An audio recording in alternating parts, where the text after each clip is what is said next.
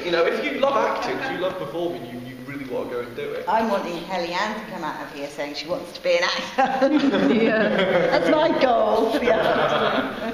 Shall we try and find a new question that takes us on another tack, maybe? Yeah. You could perhaps move on from training now. Got one about professional stuff, can I? Yeah, go for it, Molly. Okay, so here's one.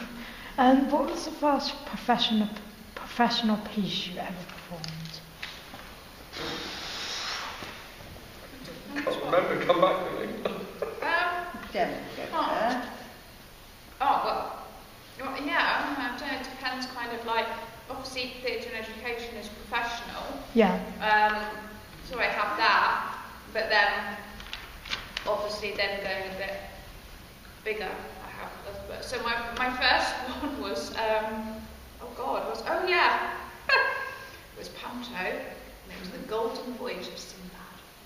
And I played Tom the cabin boy. There you go. And I had my nice little brown and orange stripy hat and my leggings on and my little crop jacket. There he was. And I also played pirate in that actually. Oh my god, what were the pirates called? I can't remember their ridiculous names. And they were one of my favourite characters. Actually, they were quite funny. We were in a rowing boat and we were like going the wrong way or something. I don't know. That was like years ago, so that was when I was 23. So yeah, you're talking about 20 years ago, basically. So a long time. So yeah, that was my first one. Although when I was at school, when I was at Arts Ed, we did a Royal Variety performance at the Strand Theatre, which is now called the Novello, with get weeds. And Prince Edward came to watch that. Oh, wow. So it was obviously that important that Prince Edward came to watch that. The youngest of the world. And it was for Dame Alicia Markova, who was, it was for her, I'd like to celebrate her. So she was a famous ballerina, and Dame Alicia Markova now, she did create the Royal Ballet, didn't she? She did, she did. Gemma, I should know this. I should actually know this. I should have talked to myself, sorry, but anyway, and we did, I did a hoedown. We did a hoedown, anyway. So that could be called my first professional one, I suppose. That was through my school, so yeah.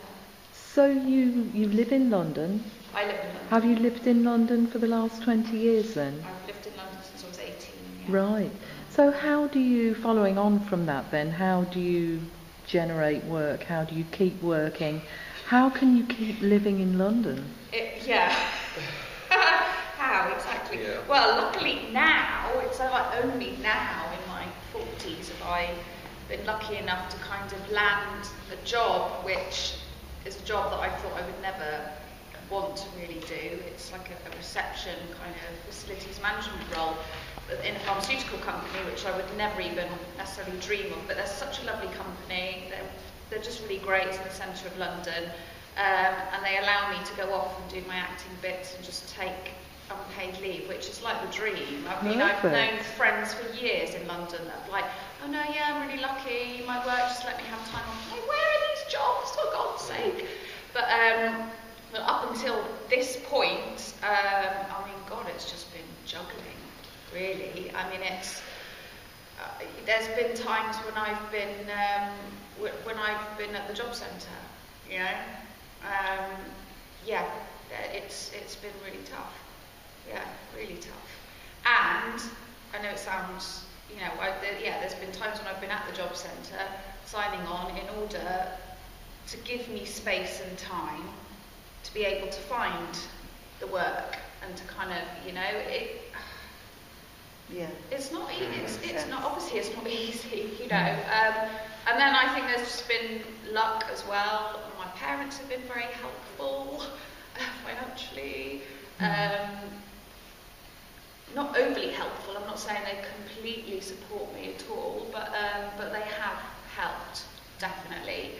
I'm just like dipping in and out of various jobs, really. I temped, in my early 20s, I temped quite a bit on and off.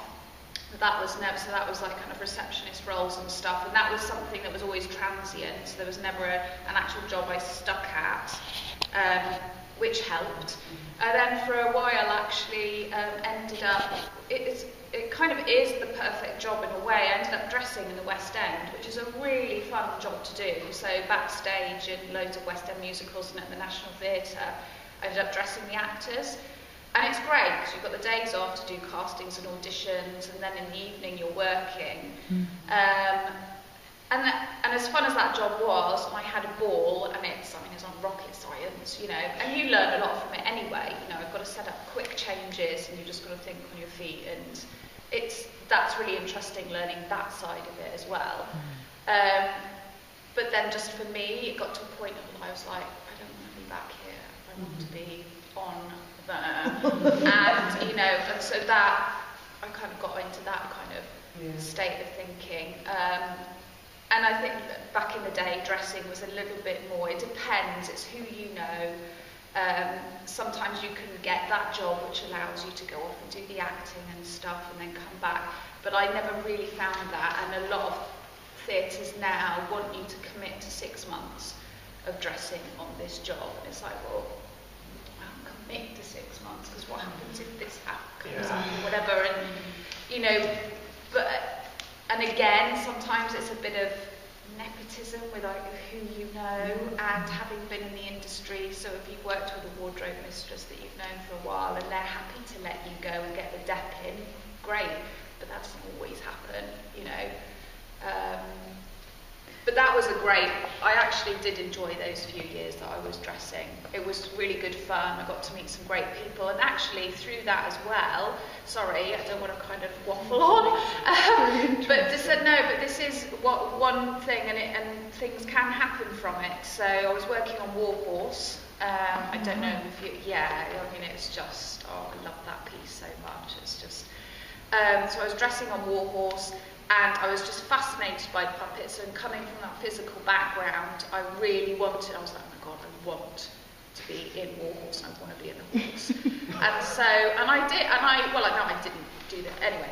I'm getting ahead of myself. One of the guys who was one of the puppetry guys, he was in the heart, so that the horse basically had the head, the heart, and the hind, that's what they were called. And Finn was in the heart of Topthorn, and he was one that kind of like was like head of the movement of puppetry there. And I just chatted to him and said, oh, I really want to kind of learn. And he just took half an hour out of his day, not every day, a few days a week or whatever, just to give me an idea, not in the heart, because a woman's never been in the heart, but I was in the hind and I was learning the head. And I remember him saying to me, Gemma, I can't guarantee that this will get you an audition. I was like, no, it's fine, I just want to learn for now. And it was about, I'd only been 6 weeks, and it wasn't a whole weekly blocks, you know, it was as and when. And he did actually say, he was like, I'm going to recommend that they give you an audition because you've really impressed me. And I was like, you know, and then I got to audition for the National Theatre, for God's sake, like 3 times. Anyway, 3 times, so I auditioned, I auditioned the first time for the horse in the hind, and Finn said I was looking really good, so I got the recall, but then didn't get it, you know, that's life, that's what happened. And then the second time around in the casting, when they were doing the cast change, I auditioned again, and they made the horses heavier. It was hard, it was tough, just purely from to keep them more robust, basically, because the amount of times they're on stage and stuff, and the amount of use they get, they wanted to make them more robust, so they were heavier, and I didn't even get a recall that time. And then I auditioned just once for the French mother, for Pauline, and she also does the foal. I didn't get that either. But there we go. But that just goes to show that just through me kind of saying to Finn and kind of going, can you give me some puppetry lessons, please? Yeah. You know, that's, sometimes, tenacity, I suppose. Yeah. The effectiveness of networking. I mean, Yeah. I can kind of chip in a little bit as well because I also live in London. I live in Twickenham, just West London. Yes. And for me, I don't have the luck of being able to have like a job that is like one job that's flexible enough. So I'm heavily in what's known as the gig economy, where you literally just get gigs as and when, and it's your job to make sure you've got as many. I do a lot of promotions, and I've got about 40 agencies I'm on the books for. So I'm like, if I'm having a bronze medal job, I'm making sure it's a good bronze medal job. So when I'm not acting, my kind of motto is make sure that you're always doing work that kind of not only feeds you physically with bread and milk, but also soulfully that you're not wasting away going, I don't want to be here anymore. You know, if you've got that kind of balance, then fantastic. So all the promotions I do, I've just booked a couple of more days for MG, the car. They've got a showroom in Piccadilly, so I know that I can go to Piccadilly, get the work, and then if I've got a casting or audition on my lunch break, just pop down the road and do it. But I work for Coca-Cola, Nintendo, oh my god, PS4. So many brands that have got events coming up, and I'm like, yeah, get me in, I'll do that. What does that involve? Handing out leaflets and talking to people about the... It depends. For Coca-Cola, they do like a huge nationwide thing where you're literally just handing out cans all the time. I don't personally do that. I'm the guy who kind of runs the day. Not the event manager, but kind of gets cans to people, and it's really, kind of easy, thoughtless stuff, and I don't like thinking that much, to be fair. And I like jobs where my brain can just go away for a bit, and I'm literally just there doing physical stuff. Nintendo, literally 8 hours a day, not even that, 10 hours a day. I was just playing Mario Kart 8. No, literally, that was the job. That was the job, yeah. PS4, same thing, we were playing FIFA. And, a lot of the stuff is either in-store work, like doing Dior fragrancing, and sometimes there's... I did that for a little while, and then I don't mind communicating. I don't mind. Do you know what? If I had to do that every single day, I'd struggle. Unless it was a campaign I really like. I would do Nintendo every single day. I understand why you might do. But I only do it, sporadically, or like for January and the first week of Feb. I do just have to kind of grit my teeth and go, right, cash flow, get it in, get it done. And it isn't easy, but. Nothing in like nothing. Different agencies' books, really. Yeah, I mean, I can send you the list if you like. So I do have a list compiled, and I've been sending it to everybody. But I don't work for them all the time, and you can literally dip in and out, but you've got to make that work happen. As you are the equity spokesperson, Oh God, here we go. You might be able to help us with some contracts, because another element of this unit that we're looking at is all about contracts, well, types of contracts. Okay. And Kellyanne and Molly need to find 2 examples of contracts that they could talk about. Do you have any suggestions? I have. Well, it depends. What sort of thing? I mean, first of all, if you're looking at types of contracts to analyse, on my laptop, and I'm happy to send you a couple, I have every single contract that equity does. That would be so really I can good. send you a couple. Yeah. Because there's about 150.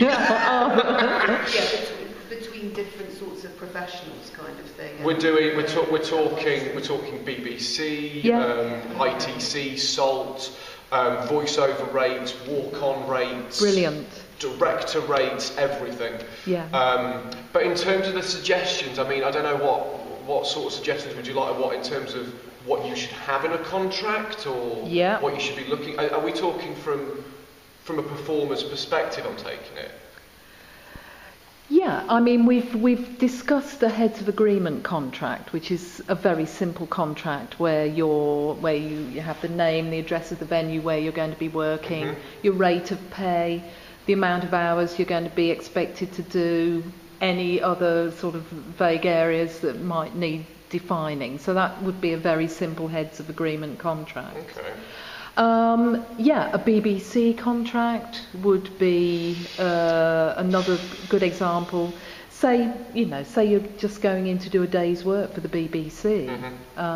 What sort of contract would you expect?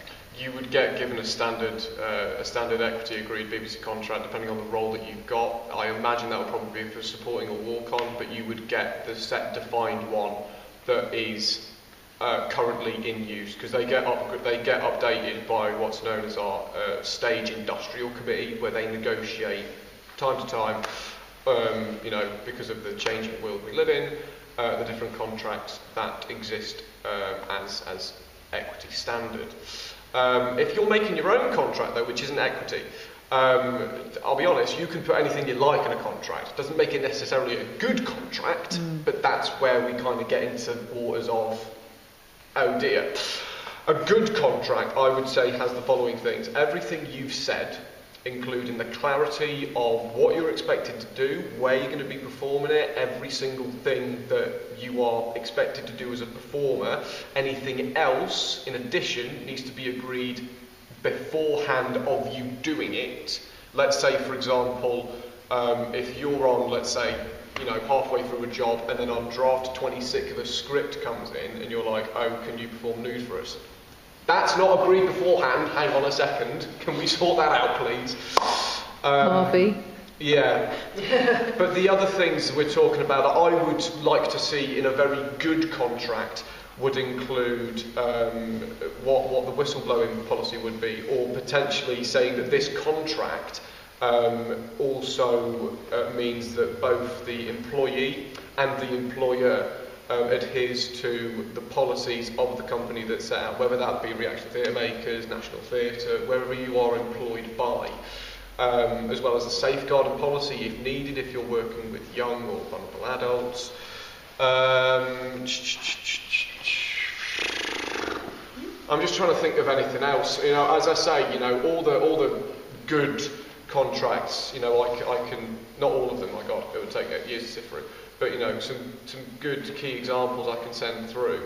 But I would also look at contracts that would also, if you've got a contract that doesn't pay people, for example, why should I sign a contract if you're not paying me? So are you going to send me footage of a show reel, for example, if you're doing a film? Or is this a profit share where there is an understanding between two collaborative people who, if I know I'm not going into a job, then, if I know I'm getting into a job that's not going to get paid, I've got an understanding of that, and there's no harm in agreeing to that in principle and then signing the contract saying this is going to be a profit share. What gets into murky waters is when someone then breaks that contract. And that's where people get involved like equity and say, right, well, hang on, that's not what was agreed. Can we have a third party just have a look at this? So as I say, you can put anything you like in a contract, but don't make the contract, just because you've written it, do the work. And I'm talking about a contract, for anything, whether that be work or... Because the contract for this is pretty decent. It's actually very, very good. It's not like a 40-page contract. It's a very, very simple contract, but it's simple but clear. I've got a 2-page contract with my landlord. It's very clear. It's exactly what I need to see. I don't need a 40-page, what's this? So that would be what I'd say. I'd send you a contract for one of these actors to have a look. Oh, that would be great. Yeah. So it's something A real live example. you know about. Yeah. Because again, it doesn't, just because it's non-equity doesn't necessarily mean it's below standard. It just means it's a different sort of contract. Yeah. Okay.